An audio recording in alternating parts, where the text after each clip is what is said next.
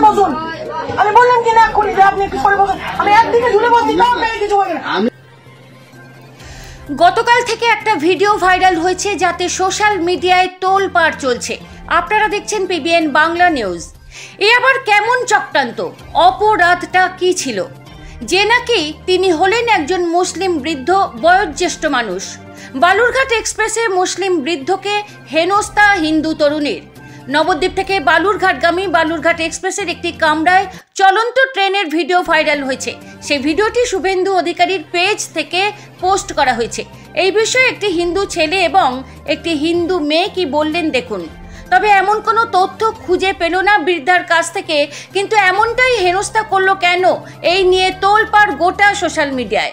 দেখতে থাকুন পিবিএন বাংলা।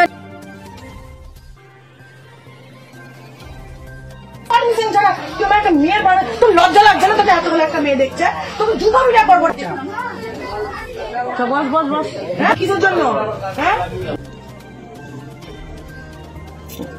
আমি মোবাইলটা ভিডিও ছবি করেছি, ছবিটা না মোবাইল সম্বন্ধে আমার অভিজ্ঞতাই নেই।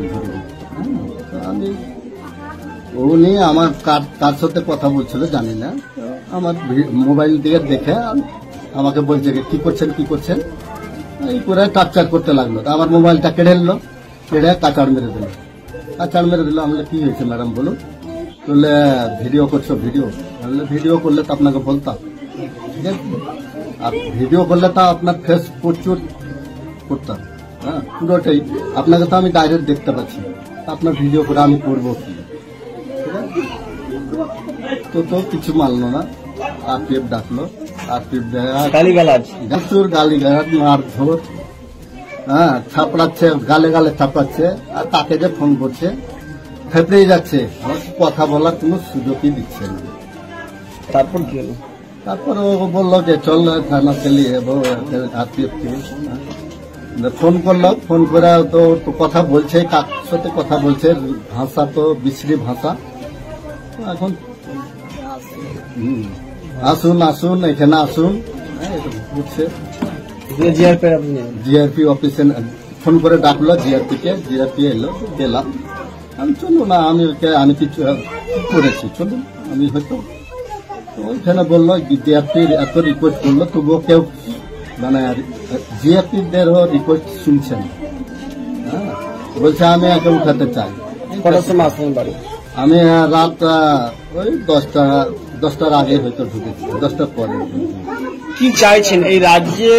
এইভাবে রাজ্য সরকার কি ভিডিও দেখতে পাচ্ছেন এবং আপনার ভিডিও ট্যাগ করে ছেড়েছেন রাজ্য বিরোধী দলনেতা শুভেন্দু অধিকারী, এবং তিনি মেয়েটাকে বাবা দিয়েছেন, কি বলবেন? এখানে আমি মানে দেখুন, আমার পাশে যারা ছিল, আমার তো মানে দাড়িটাই হয়ে গিয়ে সমস্যা। আমি এমন কিছু করিনি, এই দাড়িটাই হয়ে গেল মূল কারণ। মানে আপনি মুসলিম? আপনার নাম? আমার নাম মাফিকুল ইসলাম। বাড়ি তোফাপুর।